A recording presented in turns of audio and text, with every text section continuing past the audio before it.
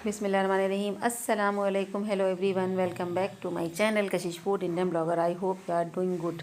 तो जनाब, सबसे पहले आपको ये बता दें कि ये जो है रमज़ान के एक दिन पहले की क्लिप है और इसके अंदर पहले रमज़ान की भी क्लिप ऐड है। और आज हम आपके साथ ये छोटे से ब्लॉग के ज़रिए बहुत बड़ी बात करने वाले हैं, जिसे आपको बहुत ध्यान से सुनना है और मेरी बात से आपको इत्तेफाक भी रखना है। अच्छा, कुछ फैमिलीज़ में ये होता है कि अगर उनकी फैमिली जॉइंट फैमिली है और कई भाइयों की है, दादा दादी ज़िंदा हैं और उनके परिवार में अगर 6-7 भाई हैं और बड़े भाई का इंतकाल हो जाता है, तो दादा ये सोचते हैं, दादी ये सोचती हैं कि चलो यतीमों का जो है हक मार लेते हैं और यतीम बेवा को जो है घर से निकाल देते हैं, तो हमारे और बच्चों का जो है भला हो जाएगा।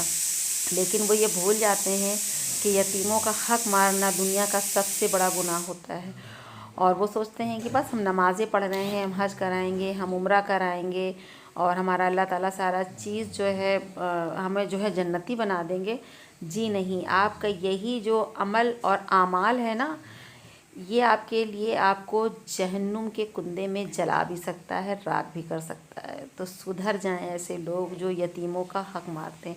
अच्छा, जब घर के माँ बाप ऐसा करते हैं तो उनकी औलाद अपने माँ बाप से वही चीज़ सीखते हैं।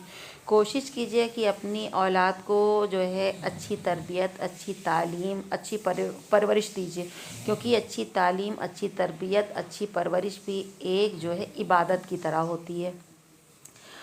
तो मेरे साथ ऐसा हुआ है, इसलिए हम ये सारी चीज़ें आपके साथ जो है शेयर कर रहे हैं। अच्छा, बच्चों का हक तो दादा ने मार लिया और दादी तो पहले से ही परेशान थी कि जो है बच्चों का हक जो है कैसे जो है मारा जाए और हम क्यों दें। तो ये जो क्यों दें का सवाल है ना, ये जब अल्लाह ताला पूछेंगे ना, तब आप जो है जवाब दीजिएगा कि हम क्यों दें। क्योंकि यही जो ज़मीन है, जायदाद है, यही कब्र में आपको जो है सांप बिच्छू बनकर काटेगा और उसके बाद जो है आप जहन्नुम की आग में ऐसे जलाए जाएंगे, ऐसे जलाए जाएंगे, आप माफ़ी मांगेंगे, आपकी कोई भी माफ़ी नहीं होगी। दुनिया में सबसे बड़ा गुनाह होता है यतीम का हक मारना, और ना जाने किस मुंह से यतीमों का हक मार के लोग ये सोचते हैं कि हम नमाज़ पढ़ रहे हैं, हम हज पे जा रहे हैं, हम उम्रे पे जा रहे हैं, या हम मस्जिद में पंखा लगवा दे रहे हैं, या हम गरीबों को खाना खिलवा दे रहे हैं, तो उनका कुछ भी कबूल नहीं होना है। आप किसी अच्छे मौलाना से चाहे इस यतीम के हक मारने के टॉपिक पर बात करके देख सकते हैं। तो यहाँ पर फ़रा बन गया था, हम लोगों ने बना लिया था। उसके बाद हम लोग मार्केट आ गए थे, क्योंकि मार्केट में था हम लोगों को कुछ काम जो मैं रमज़ान से पहले निपटाना था। फिर उसके बाद अभी अम्मी के घर भी जाएंगे। तो ये बात इसलिए बता दी कि ताकि जो है चीज़ें आपको समझ में आती रहें ब्लॉग में क्या हो रहा है। तो यतीमों का हक प्लीज़ जो अगर आपके पास ऐसे लोग हैं तो जो है समझाएं उन्हें, क्योंकि लोग सोचते हैं दूसरे के फड्डे में क्या टांग अड़ाना। लेकिन अगर हमारे नबी भी यही सोचते तो हमारा इस्लाम कैसे फैलता। क्योंकि अगर आपके आसपास जाहिल लोग हैं तो उन जाहिलों को समझाने की, तालीम देने की और दीन से जुड़ी चीज़ों से तालीम याफ्ता करने की बहुत ज़्यादा ज़रूरत है। तो अब दादा ने तो यतीमों का हक मारा, उसके बाद जो बचे चच्चा पीछे से, तो वो भी जो सोचते हैं कि हम भी जो है चलो यतीमों का, अपने भतीजों का हक मार लेते हैं। वो हक तो मार लेते हैं और बेईमानी तो उनके दिल में आ जाती है, लेकिन फिर जब उनकी औलादों पे आता है तो बेचारे तिल मिला जाते हैं। फिर वो सोचते हैं कि चलो जो है किसी अच्छे मौलाना को दिखाते हैं, शायद कोई हवा लग गई होगी, किसी जिन भूत का साया हो गया होगा, या मेरे बच्चे को कोई बीमारी लग गई होगी, या किसी की नज़र लग गई होगी। लेकिन नहीं, ये अल्लाह ताला की तरफ से आपको गुनाहों का जो है अल्लाह ताला आपको जो है सज़ा दे रहा होता है आपकी औलाद को। वैसे भी जो माँ बाप का किया होता है ना, कभी कभी अल्लाह ताला आपसे इतना नाराज़ हो जाते हैं कि आपकी आँख खोलने के लिए आपके औलाद के ऊपर इस तरह की जो है आजमाइश डाल देते हैं। तो आपका बच्चा या बच्ची जो है फिर पूरी ज़िंदगी झेलता रहता है।